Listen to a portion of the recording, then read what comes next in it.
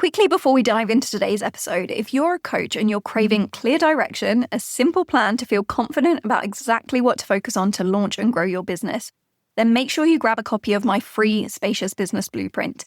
It's a simple one-page roadmap and it comes with a 7-minute mini training and walks you through the exact 7 steps to design a simple, effective client attraction system without all the overwhelm and guesswork. So head to the link in the show notes to grab your copy and we'll dive into today's episode.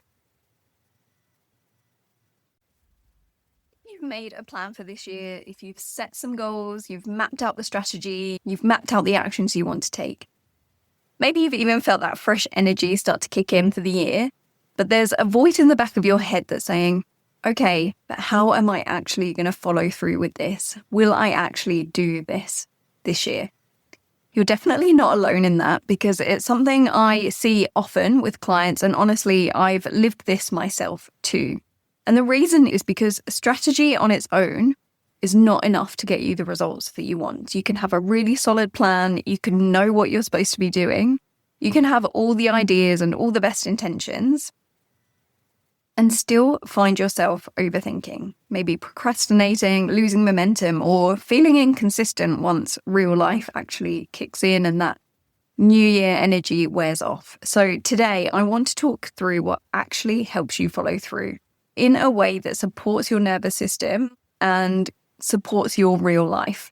I'm going to walk you through 3 things working together. And in fact, I talk about it in every intro to this podcast, and it's your strategy, your systems, and your mindset. Because when those 3 things are aligned, taking action starts to feel calmer, it starts to feel more natural, and it starts to feel much more sustainable too. So let's dive into today's episode. Welcome to the Life First Coaching Business podcast, where ambitious, purpose-led coaches trade hustle and burnout for simplicity, freedom, and clients who light them up. I'm Leonie, ex-architect and business owner turned business coach. If you're craving a business that feels spacious, joyful, and actually fun, you're in the right place. Each week, we'll be diving into the strategies, the systems, and the mindset you need to make your coaching business work for you. So let's dive in. Hello, welcome to this first episode of 2026, which is exciting. In the last episode of 2025, we talked about creating your Life First business plan, helping you get clear on your visions, your goals, and your strategy for the year. So if you haven't listened to that one yet, definitely go back after this and give that one a listen. Today is about what comes next, because having a plan is one thing, but actually following through on it week after week, when motivation dips, when life gets busy, that is a different skill. So one of the first things I want you to reflect on today is when you think about executing the plan you've created for this year, how does your body actually feel? Not how you think it should feel, but what is your nervous system doing when you think about it? Do you feel grounded, clear, like calm, and like you know what you need to do? Or are you feeling slightly overwhelmed? Maybe your nervous system is activated before you even start. Because if your plan is making you feel constantly stressed or scattered, that's important information to read from your body. And a good strategy should actually give you that sense of calm, not that sense of stress. So that's the first thing I want you to do here, is to interrogate your plan and ask how it's making you feel, because it should help you feel anchored and not pressured. So if you're noticing that it feels heavy or it feels unrealistic, that's usually a sign that something needs simplifying or reworking. So that's number 1. The next thing you want to be thinking about is the systems that you are putting in place to help you take those actions and help you carry out that strategy that you've put in place. And systems are basically anything that removes friction from the process and helps you follow through more consistently. So it could look like habits or routines in your business, like time blocking, having theme days, using simple tools or automations, having reminders in your calendar to help you take that consistent action. For me, one simple system that really supports my nervous system is having theme days in my business. So on Mondays, I record podcasts and do my deeper thinking work and my planning. Tuesdays, I create my content to promote my podcast and show up on social media. Then the rest of the week is for my coaching calls, and Fridays I do lighter admin and planning for the following week. That rhythm means that I'm not waking up every Monday wondering what should I work on. My brain feels calm because there's structure. in place to keep me consistent. And for me, calm comes from knowing what action I need to take. Now, everyone's on a different spectrum when it comes to how much we like systems. Some people love it. Some people need lots of it.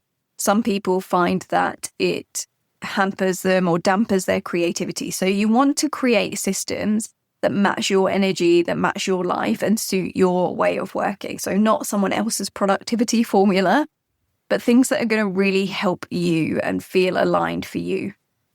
So a few reflection questions you can ask yourself is, do I work better with structure or with flexibility? When do I naturally have the most energy and focus? Where am I relying on willpower instead of systems? And is that serving me? And what would make things feel lighter and easier, not harder? You can also think about how your life, your energy flows through the week and also through the month, and plan around that as well. So are there certain times in the week where you get more focused work? Is there times in the week where you know your energy is not at its best? And think about how you can organize your tasks. And particularly when it comes to scheduling coaching calls, you really want those in the times of the day and the week where you're feeling your most energized and you can bring your best energy to your clients.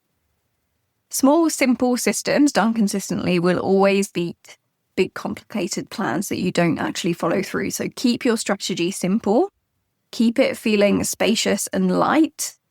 Make sure you've also built in some white space into your schedule as well, so that you're not trying to fill every single minute with actions, and come up with those systems that are really going to support you specifically.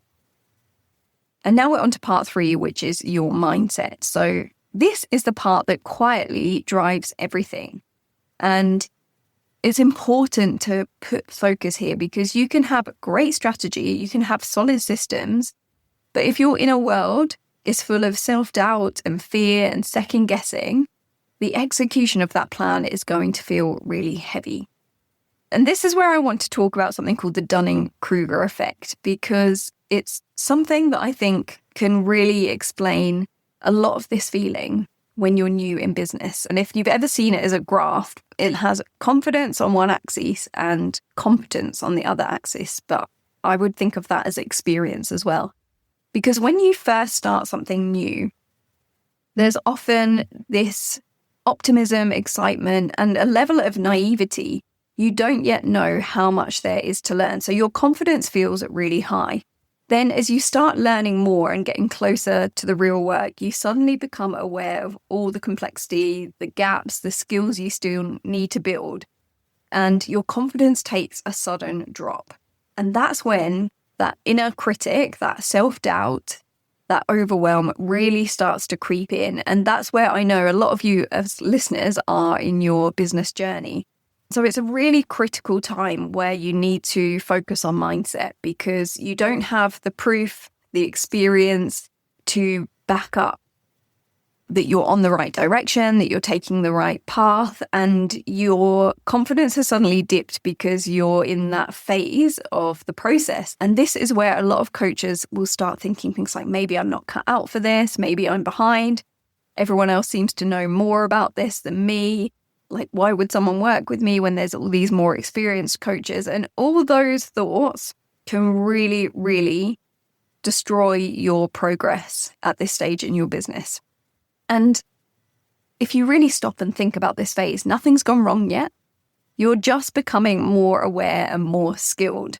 And this often hits hard because you don't yet have much proof that it's working. You're putting yourself out there publicly. Your nervous system is learning something totally new.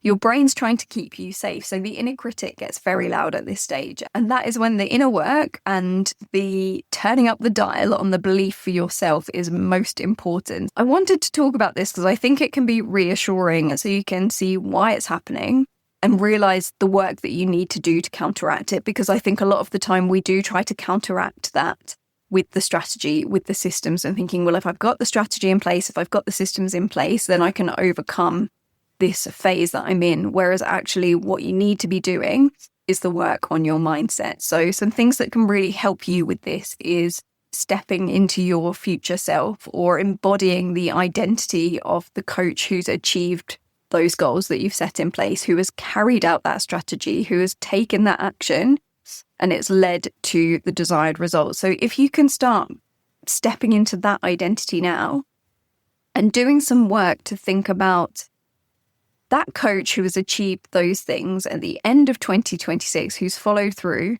how do they show up? How do they speak? How do they make decisions? What's the inner thoughts and the inner voice that they're hearing every day? Because it's probably quite different to what you might currently be hearing. So ask yourself, how does that version of you think? How does she respond when things wobble? How does she make decisions?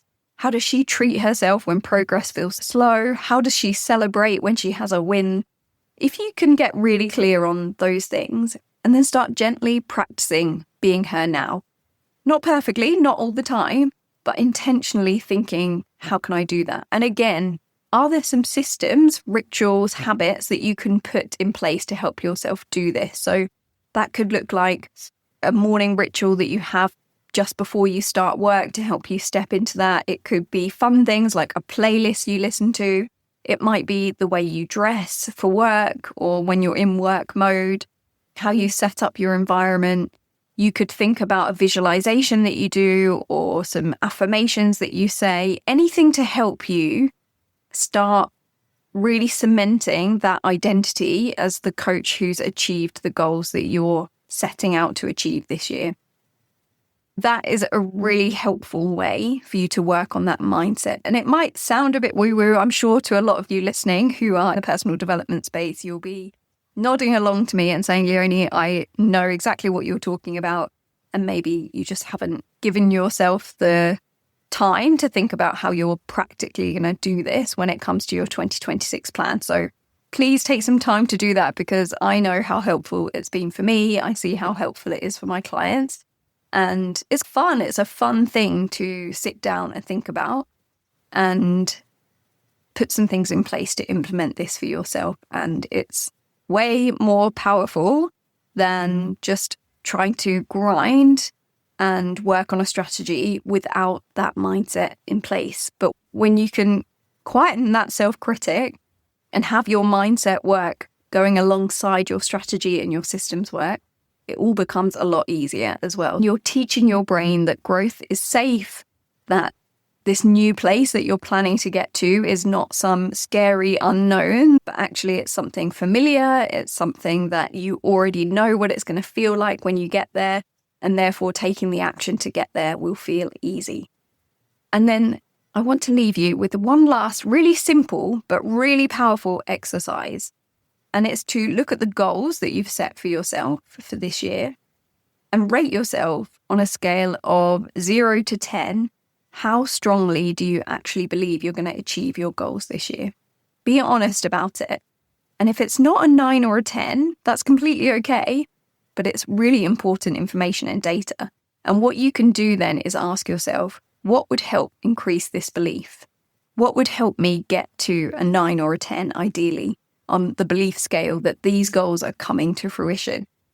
Do you need more clarity? Do you need better systems? Do you need more support? Do you need more of that mindset work? Or do you need to tweak your goals? And the reason this is so powerful is because belief drives your behavior. It drives your decisions, and therefore it drives results. So this is something that you can do now and also revisit regularly and keep a check on, okay, where is my belief this week? Do I need to recalibrate? Do I need to put something different in place? Because if you can keep that belief level high, it's a simple way for you to check in when it comes to that mindset piece and help yourself to maintain it throughout the year and tweak and refine your strategy and your systems as needed, not with the goal of simply looking at, what are the results that are coming in on my business and getting so fixated on data and dashboards, which are important, but actually bringing yourself back all the time to that identity work and that belief work and not letting that slide to the wayside, because it's so important and it does really make so much difference. And as I said, having those 3 pieces all working together of your strategy, your systems and your mindset is really the key to helping you follow through on your plan this year. So if you take one thing from today, let it be this. Your strategy will give you the direction, your systems will help you stay consistent, and your mindset will help you stay steady and keep you on the path towards that future you that you're already clear on who she is. So all three matter. And as I said, if you haven't listened to that previous episode on creating your life first plan, that's a really juicy one too. So go back and listen to that one next. There's also a worksheet that you can grab that goes with it by DMing me on Instagram or sending me an email asking for the worksheet. So if you'd like that, please also get in touch.